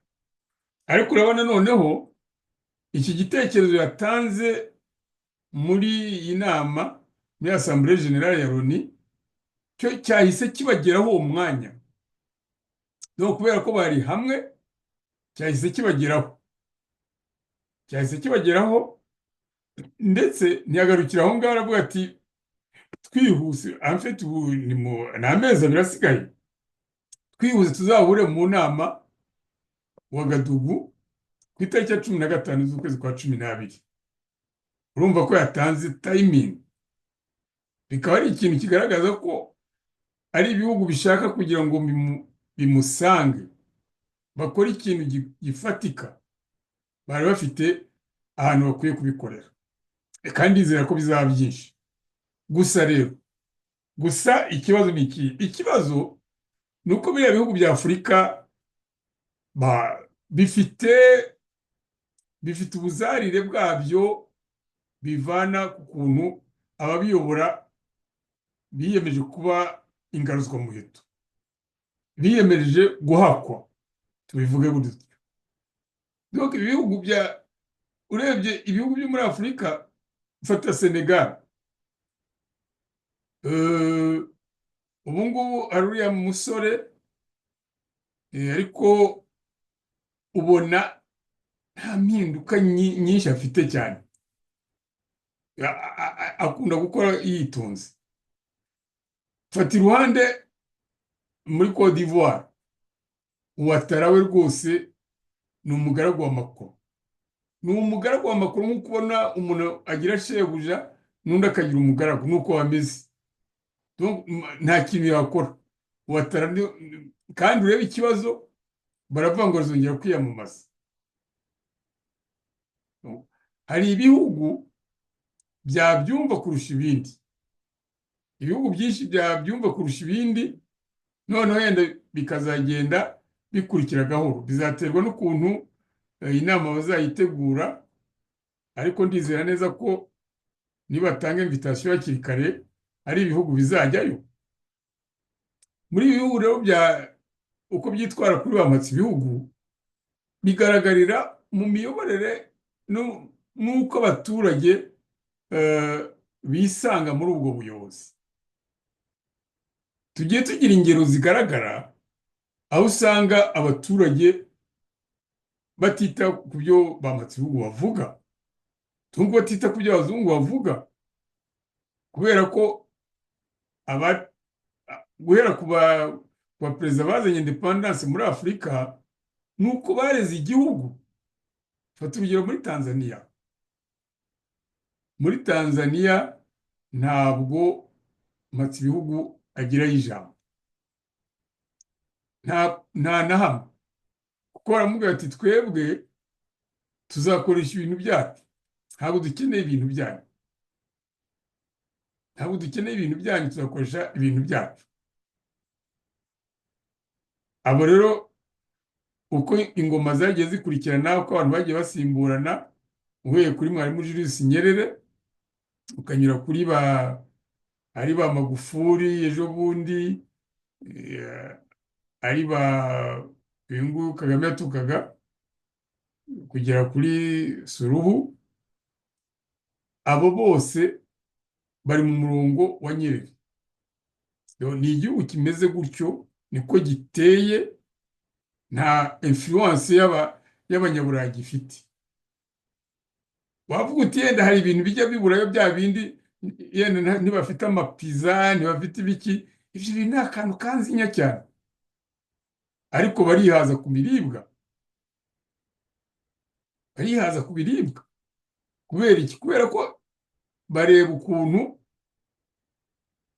abaturage babo babanza guhinga ibibafitiye akamaro uwo mwanya, noneho ibyo bavuga ngo bazabyohereza mu mahanga bakabigenera umwanya mutoya,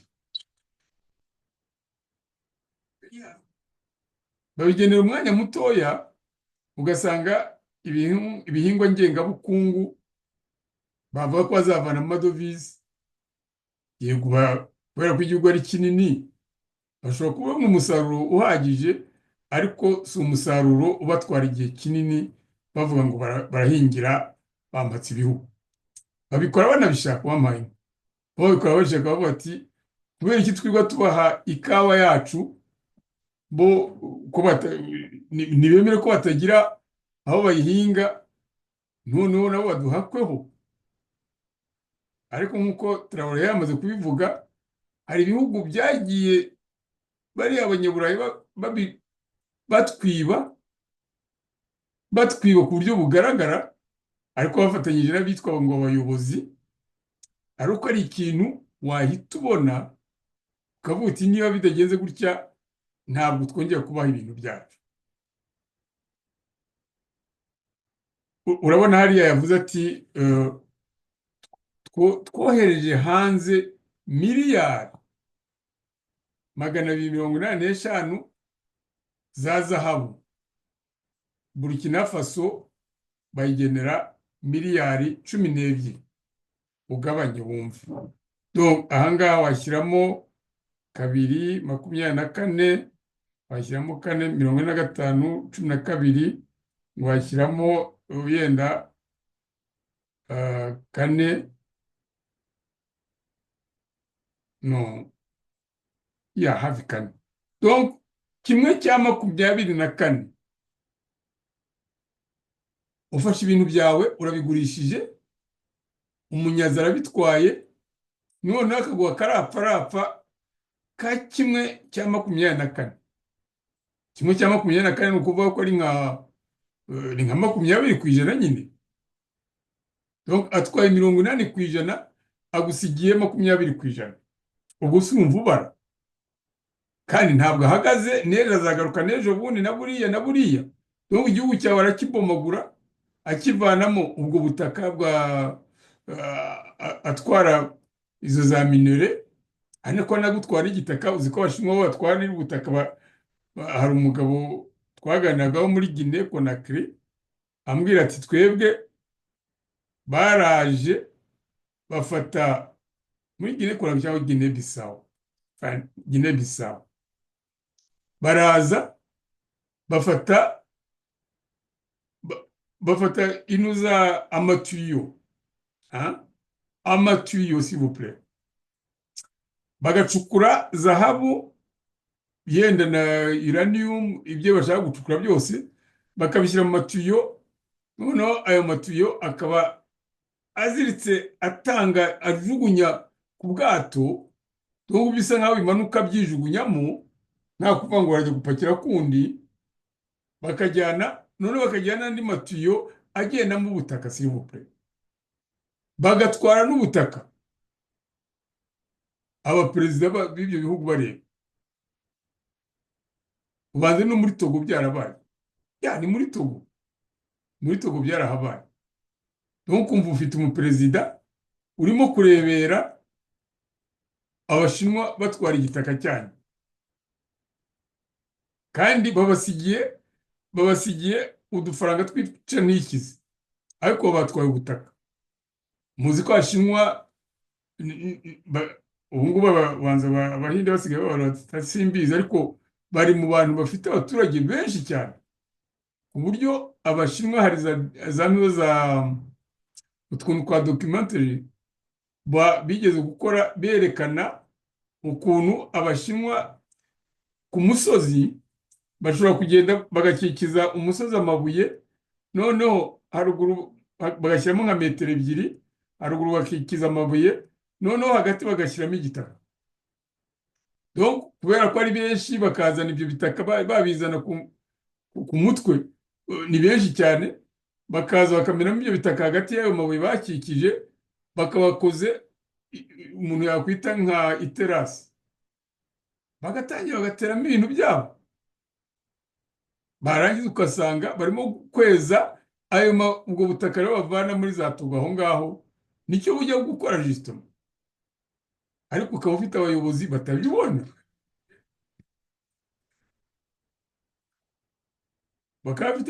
batabibona, bakabibatwara wagira ngo barasinziriye.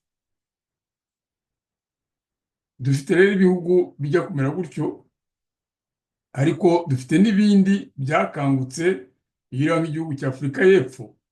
Cyo ni igihugu kimeze nka puissance. Deja Afurika y'Epfo nayo na Nigeria na Ghana na Kenya byahise byumva iki gitekerezo cya Traoré, biragishyigikira uwo mwanya. Kubera iki? Kubera ko nabyo byanyuze mu bintu bya exploitation. Afurika y'Epfo yo ya exploitation interne, ni ukuvuga ko abazungu bacukuzaga amabuye y'agaciro abirabura ntibagire icyo babaha, ariko bo bakikiza bagasigara bareremba mu bukire buteye ubwoba, abaturage babo bari mu kwirya bakimara. Mbese ni nk'aho bafashe ko abazungu ni nk'igihugu cya imperialiste, noneho abirabura bagahinduka igihugu cyo muri Afurika, nubwo byaberaga mu gihugu kimwe. Ariko wabonye ko byabarakaje, bituma noneho bakora uburyo bwo kwibohora bwa ANC irarwana, Mandela bajya ku butegetsi bakurikizwa. Ubu ngubu kameme hari abirabura barategeka, nubwo bitari byatungana neza, ariko abirabura barategeka. Icyo ni igihugu cyagiye hariya. Nigeria buriya nayo ni igihugu cy'ikontina, ni igihugu kinini cyane kandi gifite ubucukuzi, ariko Nigeria ifite ibintu nayo yivurugutamo utamenya, aho usanga hari ibintu by'amadini, hari ibintu by'abapfumu, ugasanga birarangaza abaturage, birabarangaza aho kugira ngo bamenye icyo bagombye gukora. Bigatuma Abanyanigeria rero niba uzasanga ku isi yose bakwira isi yose, kubera ko ntibashobora guhindura ibyo bintu iwabo, bahitamo kujya kureba ubuzima hanze. Ariko baracyafite ikibazo cy'abayobozi, nabo babonye abayobozi bashoboye hari ikintu bakora. Ghana ni igihugu kiri hagati. Ghana ni igihugu mu by'ukuri cyagize amajyambere, ariko nacyo cyagiye kigira politike igenda isubira inyuma gatoya, ariko kimeze neza n'ubu ngubu.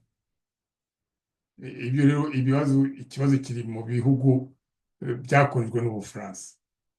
Ibihugu byakonjwe n'Ubufaransa ni ikibazo kirekire, ikibazo kirekire. Iki gitekerezo cya Traore ibihugu byo muri Amerika Latine byagikunze, biravuga ngo nabyo birashaka ko bizishyuza Portugal na Espagne kuba barabanyunyuje. Donc urumva ko ari igitekerezo cyatangiye gukwirakwira. Abati tugomba kubara ibyo Portugal na Espagne badutwaye, noneho tukabibishyuza.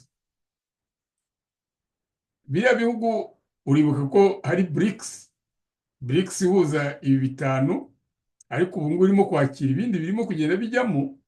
Iyi BRICS nayo yarangaje bino bihugu bya kapitaliste, biteye ubwoba, kubera ko aravuga ati harimo ibihugu bishyize hamwe bikagira ifaranga ryabyo, idolari rya baritaba, euro barisiga, noneho ugasanga ari bloke yigenga. Harimo ibihugu bikomeye nka Brazil, harimo igihugu nka Inde, harimo igihugu nka Repubulika Centrafrique, no, Sud-Africaine. Ni ibihugu bikomeye bishobora kunga ubumwe mu byerekeye ubucuruzi bwabyo n'Uburusiya. Rero Uburusiya bukaba bubonye ibihugu biri iruhande bwarwo, bakekaraza bakahangana n'abakapitaliste b'Abanyamerika. Donc ibyo bintu ni ibintu bifite akamaro cyane, ni ibintu bifite akamaro cyane. Donc nkeka ko inama ya Burkina Faso izaba ku itariki ya 15 z'ukwa 12 ari ikintu izahindagura. Tubitegereze, hanyuma sinshaka kubafata igihe cyanyu kirekire. Tuvuge ko ibyo masiganwa y'amagare azatangira ejo, reka turebe icyo azatanga, turebe niba ari ibintu bazasohora bavuga icyo byateje imbere igihugu.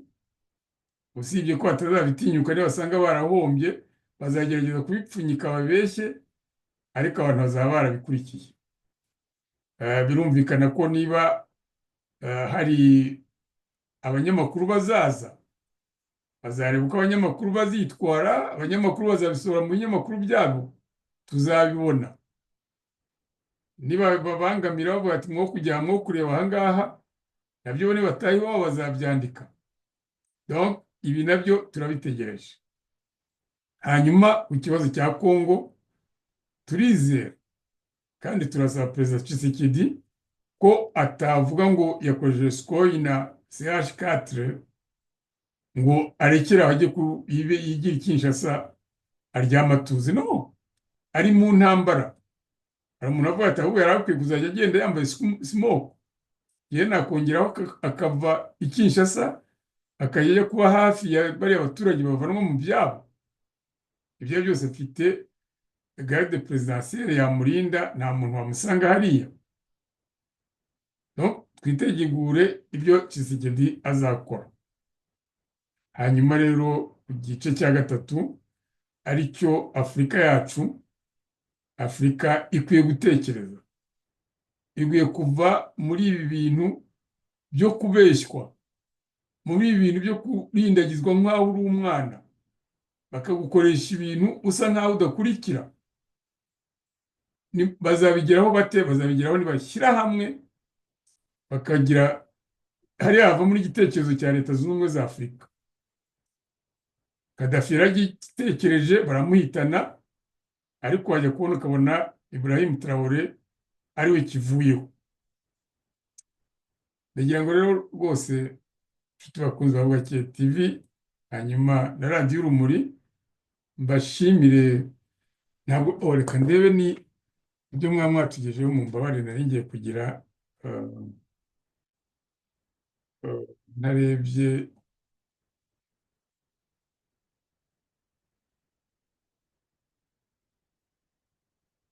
Uyu nguyu witwa Clapton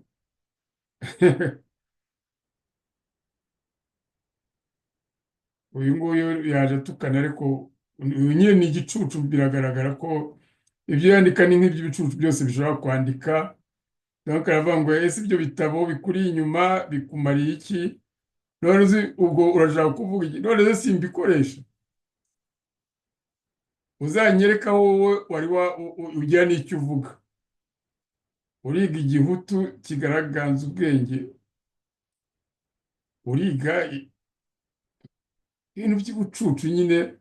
Aba ngaba nibo nk'aho mwarebye bareba mukareba ibyo mwavuga, ibintu byo gutukana se ntabwo ushobora kunuka ngo ugire icyo untwara, kuko wowe uri umuswa w'igicucu kiri aho ngaho uvuga ibintu umuntu wibaza ngo ibitabo bikumara iki. Ntabwo usijya umbona ndimo kwerekana ibyo nasomyemo kandi nkanabigeza no ku bagenzi banjye. Ntabwo ushobora kubyumva, ntabwo uri kuri nivo yo kubyumva wowe. Ubwo ubutaha nuza ufite n'izina atari Clapton, ubwo usibye ko n'abakuzi ko witwa Clapton, ubwo ngubwo bazabikubwire. Ndizera ko ubucucu bwawe uzagera ukazajya ubugabanura, ukazajya ubujyana ku babwemera, aho babategetse ngo muzajye mwirwa mubishyira imbere kwa Kagame. Twebwe ntabwo dukeneye mwebwe, ntitubakeneye namba. Uje cyangwa ntuze uzanye ubu bugoryi nk'ubu ngubu, twahitamo kutaza. Hari abandi bakeneye ko tuganira kugira ngo duhindure ibintu. Wowe ntabwo uri muri uwo murongo, kandi bandika ibicucu nk'ibi ngibi. Inyandiko yawe igaragaza ubucucu ufite mu mutwe. Donc uri igicucu kuva hasi kugera hejuru.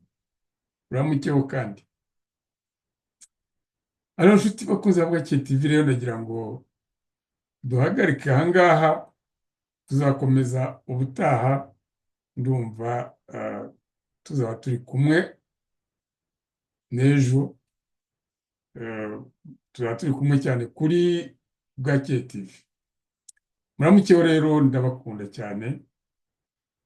Abajya kwiga ubucucu bo mubihorere. Amagambo yabashizemo ku buryo buri gihe aho kureba ikibazo aho bakibonye barya kwataka ukibabwira. Muramukeho, mwakoze cyane.